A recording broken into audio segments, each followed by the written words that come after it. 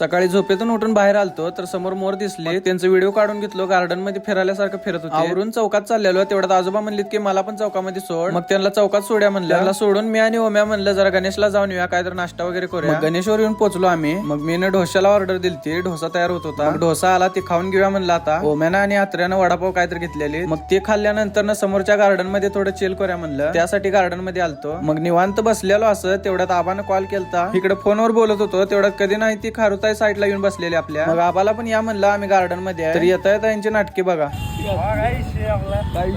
यांना बसा म्हणलं, कारण मला थोडं मम्मीला सोडायचं होतं संजयनगरला। मी तिकडे चाललेलो, जात होतो तेवढ्यात महाराजांचा पुतळा दिसला समोर, कुठल्या तर गावाला नेल तिथं वाटतं। मग मम्मी यांना घेऊन संजयनगरला सोडायला चाललेलो, त्यांना सोडून परत ओम्या यांच्याकडे जायचं होतं। मग त्यांना सोडलो, परत गार्डन कडे जायचं म्हणलं आता। मग इथे येऊन गाडी पार्किंग केलो आणि आत गेलतो, तर हे कुठे दिसत नव्हते मला। समोर गणेशच्या इथं थांबलेलीत नाश्ता करायला, मग मला पण तिकडेच बोलवली। मग या आबा एकटंच इकडे वडापाव खालतं ना, आम्हाला चहा दिलता। काय करायचं मग चहा पिऊन घेतलो। हमको मारो, हमको जिंदा मत छोड़ो सालो। हम कोई मंदिर का घंटा है कि कोई भी आके बजा जाता है। ये रेलवे की हड़ताल कब खत्म होगी?